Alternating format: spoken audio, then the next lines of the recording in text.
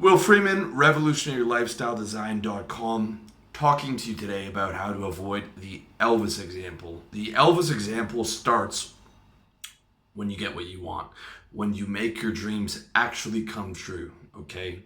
Elvis had it all: the looks, the women, the career, everything a man could want.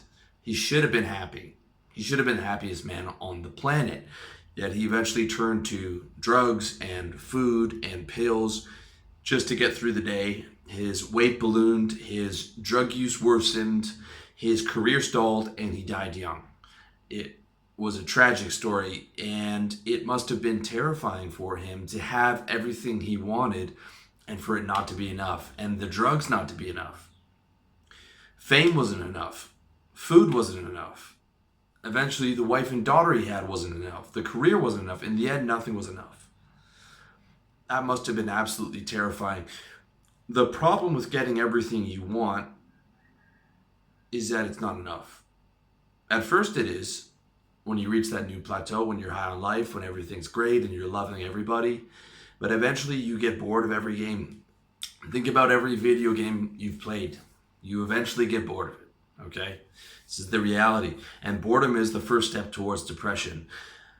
When I finally got free and got to Thailand and got to work full time on my dream business and never have another teacher or a boss or a parent or anybody tell me what to do, and I had enough money to be financially free, and I'm living in the sunshine and I'm able to just take my motorbike everywhere, I was flying, man. I was flying. And all I could think about was how good this was, and this is what I get to do for the rest of my life. And I was so happy. And I thought happiness would be a given after that.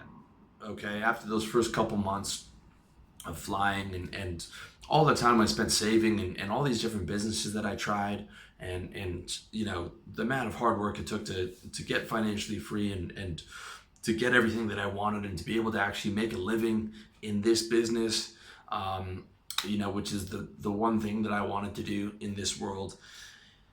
I thought happiness would be a given even after I settled in. Okay, once I never had to do another 100 cold call day. Okay, never had to be in school again. Never had to work another job that I hated. Never had to go through 6 months of winter in Canada. Never had to, have sales targets and a boss breathing down my neck and having to deal with clients who were disrespectful and so on and so forth. But what I didn't realize was, by removing that pain, by removing those daily pain points, I lost the payoff of pain removal. Okay, let me say that again. I lost the payoff of pain removal. Just the end of a sales day was enough to make me happy. Okay, just the fact that my sales day was over, I would walk home, in the sunshine, whistling away. I'm like, oh, I don't have to work. I don't have to sell for another, 12 hours or so. And weekends even more so, and a long weekend. The guys in the office would be counting down as much in a month in advance to a long weekend. Oh, we got a holiday coming up on the 27th. 3 weeks to the long weekend, and just not having to work was gorgeous. I could just take my bike down to the Lake Ontario, drive along that path for 3-4 hours, my headphones on. It was glorious. Okay, just totally forgot about my sales job and all the other things that I was doing. But that's gone once you remove that pain point. It's like you love having a day off from school, but when you have every day off and you're faking sick and writing in those fake sick notes that I used to do and staying home and watching The Price is Right on TV, that loses its appeal very quickly. Okay, because you don't have the pain point anymore. So that's a scary thing to realize. That was a very scary realization for me.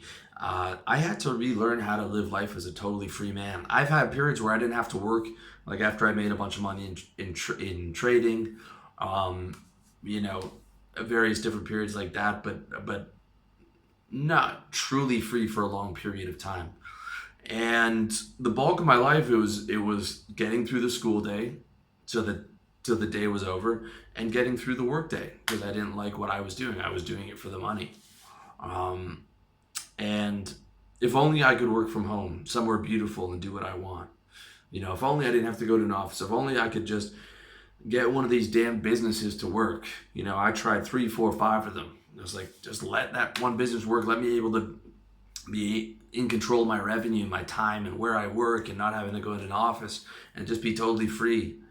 And I got that, and I got to this country that I've been thinking about since I read that Tim Ferriss book, the decade before.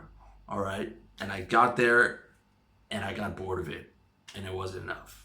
That was scary. I got to tell you, that was really scary. Okay, and it took me months to admit it because I was scared. I would just keep whipping myself. I would be like, this is so great. You're so lucky. You're so blessed to have this. Your friends are right now working at an office job in the middle of winter selling on the phone, which is true. Okay, but it just, I couldn't lie to myself anymore, and that it just became the reality that like it wasn't enough. It wasn't enough. Okay, I got bored of it, and the reality was I had to create new games. There was no other way. I had to create new games for myself. I had a big mission. I had to make that mission even bigger, and I had to force myself back on the same schedule that I was on before, if not worse. In fact, I grind harder now than I did at a job. Okay, I'm the worst boss that I've ever had. I'm the worst boss that I've ever had. So I got myself all the way free, okay, to now grind instead of 5 days a week, 7 days a week, and whip myself harder than any other boss has. How ironic is that? Okay, and that's what I needed. That's what I needed to do. Okay, that's what I needed to do. I need to grind hard. I need to stay motivated. I need to stay disciplined. I need to stay expanding. I need to constantly have big missions, like the mission of getting to Thailand and being able to do this full time. I have even, as mission that's as big as that. All right. My mission goals before weren't big enough. They weren't big enough, I realized. They weren't big enough for me to get really excited. I had to make them bigger. I had to get more disciplined, more ruthless, more grinding harder, more going hard, more focused on my mission. Okay? Because I don't want to end up like Elvis. I don't want to end up like that. All right? Where you have money and you have time and you can, like, I could not work. I could chase girls all day. I could go to the bar every night. And I could do that for a very long time. But I know where that ends up. Okay? And I don't want to end up there. I don't want to end up like Elvis. I don't want to end up like those millions of movie stars and artists and musicians who drink or drug themselves to death. Not that I'm comparing, myself to those people on any type of successful level. I'm just saying, I'm just using that as an example for the reality I'm trying to describe. The problem with Elvis and a lot of artists is they self-destruct because they can't see it. It is not cool for an artist to wake up early and talk about discipline and have constant challenges every day. They want to live outside of that. They want to be able to sleep in late. They want to be able to do drugs and go to the right parties and all that stuff. It is not a part of their core persona to embrace those values, and that's what ends up killing them. Businessmen do a lot better. Okay, this is one of the areas where I like being a businessman. Businessmen do a lot better. Like real go-getters are going hard into their 70s after even billions of dollars. Like an NFL player or musician, his prime is like 21 to 27. Businessman, like some guys don't hit their prime till their 60s or even 70s. Like and they're still going hard. They're still going 10 hours a day, every day, 7 days a week. Because of that discipline, because of those creating the right games, because of that consistency, because of recognizing the reality that you can't, that progress makes you happy. Okay. They're high on the game, man. They're high on the game, and you have to play that game. No ifs, ands, and maybes. All right.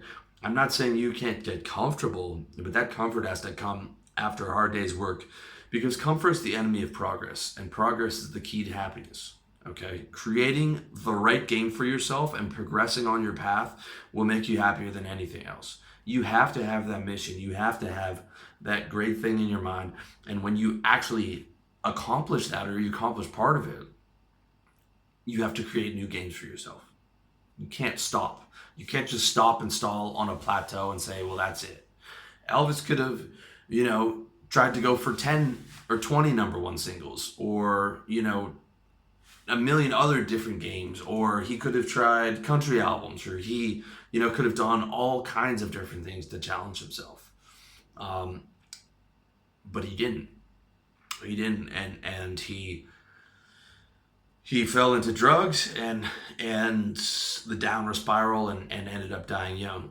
And it's just another one of those tragedies of someone who's so talented. You're Amy Winehouse or Jimi Hendrix or on and on and on, who die young and don't fulfill their potential, and probably were quite unhappy leading up to their eventual death, which is a real shame. Okay, you have to have games for yourself. You have to have challenges. You have to create, and you have to do it every day, and you have to be disciplined every day. All right, we're not evolved for this comfortable society. We're evolved to have to work hard every day, to have a mission of getting food and building shelter. Well, now that stuff we can easily automate. So we have to create bigger missions for ourselves. We have to create better games for ourselves. All right. I mean, there's no way out of hard work and progress, because progress is happiness. Progress is happiness. That's that dopamine coming in, like, oh, I hit the next thing. Oh, I can do this now. Oh, I'm at this level now. Oh, I've got this amount of money now. Oh, I can live here, or I can drive this. Or, I did this with my business, or I got to, XYZ level, right? That's what really gets you high, okay? And it's a clean high. It's a clean high. From the right games, you get clean highs, okay? I'm not saying don't enjoy your wins. Enjoy your wins, enjoy your success, and celebrate, but don't stop, because the wheel of life doesn't stop rolling until you're dead. You always need to have new games, and the more games, the better. And good games get you that clean high. So the big one is the mission game. What are you on earth to do? What are you building here? What are you trying to do? What are you trying to accomplish? Then you can have the fitness game, the love game, the friendship game, the hobby game, the travel game. So you want to as many of these games. So where you're looking up and your ideal day is like, oh man, I have so many cool things that I can do that I enjoy. So you're kind of like a little kid.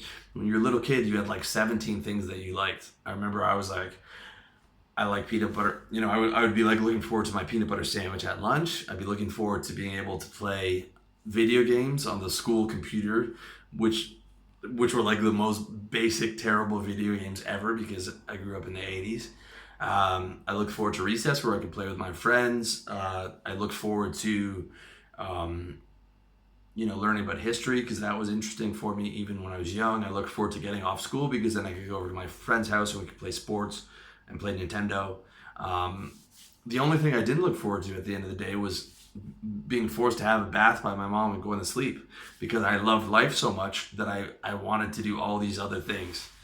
And that's sort of the way you have to recreate it. You have to have a bunch of games going for you, and you have to have that one big game, the mission game, where you're able to consistently, hopefully, level up for the rest of your life. Like, if you look at the high-level business guys, they're still going into their 70s, dude. That's where I want to be. I want to be going into my 40s, 50s, 60s, 70s. I don't want to be doing this exact same game. I want my last post, my last video, or whatever the type of content is, to be on my deathbed, okay? I'm not stopping at this. I'm totally obsessed. And if you have a mission like that, if you have a great game like that, I'm telling you, it's going to give you that fuel, that fire.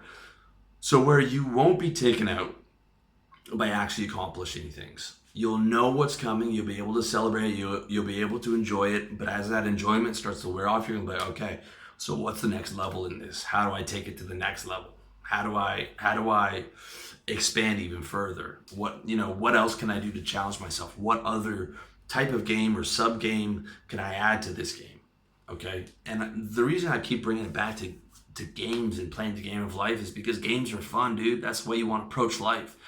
You want to approach it like you did when you were a kid, where it was fun to wake up and you had all these different fun things to do. That's how you have to try and approach it as an adult. That's why, like, these billionaire guys, they talk about, like, they're not making money for money at this point. They're making it because money is the scorecard. They're playing it as a game. And that's what got them so far, because they understood that mentality and they were able to take a lot of the fear out of it by playing it as a game. All right. It's so important. So, mission game, fitness game, love game, friendship game, hobby game, travel game. The more games you have working for you, the happier you'll be. But you got to have that big mission game. You got to be on top of that. And every time you hit a plateau, celebrate and enjoy, but expect that sooner or later you're going to drift and get bored of that plateau, and you got to be thinking about where you're going to go next. Okay, it's that simple. Don't ever think you can stop playing the game. Don't ever think that. You can relax, you can take a vacation, you can celebrate, but you can't stop playing. Elvis tried to stop playing. He tried to stop, and he took refuge in everything else, and it cost him his life. Okay, you can't stop playing if you want to be happy. You have to keep you have to keep progressing. You have to keep challenging. You have to keep doing new things. You have to keep creating things for the world. You have to keep being engaged. You have to keep getting up early. You have to keep being disciplined. You have to be on top of it, man. All right, so that's real talk. Okay, keep creating your games. Keep stretching. Keep disciplined, and keep progressing towards that greatness. Thank you so much for watching. Wish you all the best in your personal development journey.